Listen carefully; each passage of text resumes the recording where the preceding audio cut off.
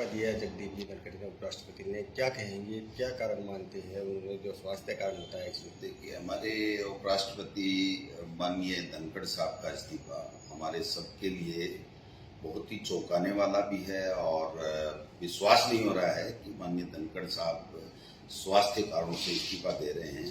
हालांकि उनका जो रेजिग्नेशन आया है वो स्वास्थ्य कारणों को बताया गया है, लेकिन आप समझ सकते हैं कि पूरे दिन राज्यसभा का संचालन करना और उसके बाद में 23 तारीख को उनका जयपुर में कार्यक्रम होना और महीने में 20 दिन उनके टूर होते रहते थे, तो ऐसे में अचानक इस तरीके का इस्तीफा आना एक तरीके से जो संकेत दे रहा है कि जो कुछ दिनों से उन्होंने अपनी बातें स्पष्ट रूप से मीडिया के माध्यम से, किन्हीं प्रोग्राम के माध्यम से कहना शुरू किया था, वो कहीं न कहीं भारतीय जनता पार्टी हाईकमान को नागवार गुजरा। और मैं समझता हूं कि धीरे धीरे परतें खुलेंगी, लेकिन किसान के बेटों के लिए, किसान के लिए, खेती के लिए इनकी सोच ही नहीं है भारतीय जनता पार्टी की। इनको केवल और केवल उनकी नजर से ही पूरी देश और दुनिया को देखे और वो जो कहें वो करे। मैं समझता हूं कि वो धनखड़ साहब नहीं कर पाए और ये जो हम आज देख रहे हैं कि उनका इस्तीफा हो गया है। राजस्थान में भी ऐसा हुआ था,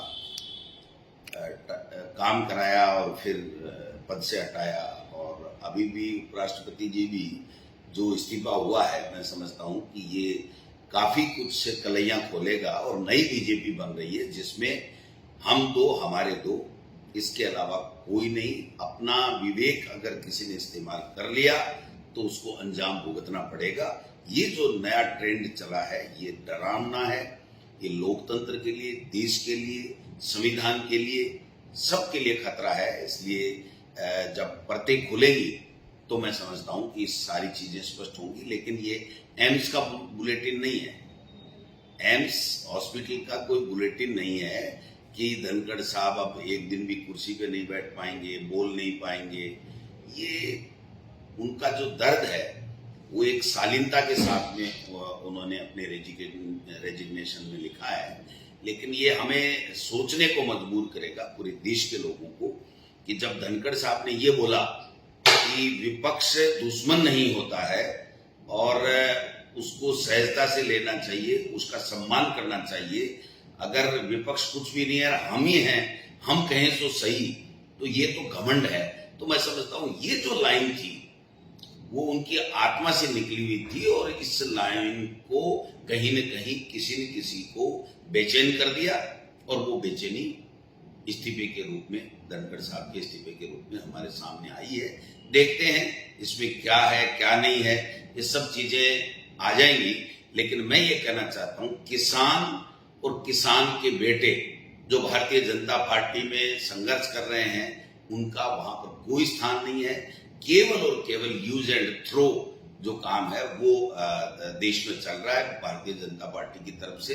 ये किसान परिवारों के लिए ठीक नहीं है, किसान कम्युनिटी के लिए, वर्ग के लिए ठीक नहीं है। इसलिए हम सबको सोचना पड़ेगा कि हो क्या रहा है। ये ठीक है, उन्होंने माना है कि भाई मेरा स्वास्थ्य ठीक नहीं है, तो आज हम मान सकते हैं कि स्वास्थ्य ठीक नहीं है, लेकिन एक न एक दिन सच्चाई आएगी कि वास्तव में स्वास्थ्य ठीक नहीं है या इनका जो विवेक है, जो अपना इस्तेमाल करने लगे हैं, उनसे किसी दूसरों का स्वास्थ्य बिगड़ रहा है। ये सब चीजें हमें देखने को मिलेंगी। क्या इसको किसी राजनीतिक वरिष्ठ नेता जो भाजपा के हैं उसको खुश करने के लिए भी माना जा सकता है कि किसी दूसरे को? देखिए, किसी को आप इंसल्ट करके किसी को खुश करो, ऐसा नहीं हो सकता।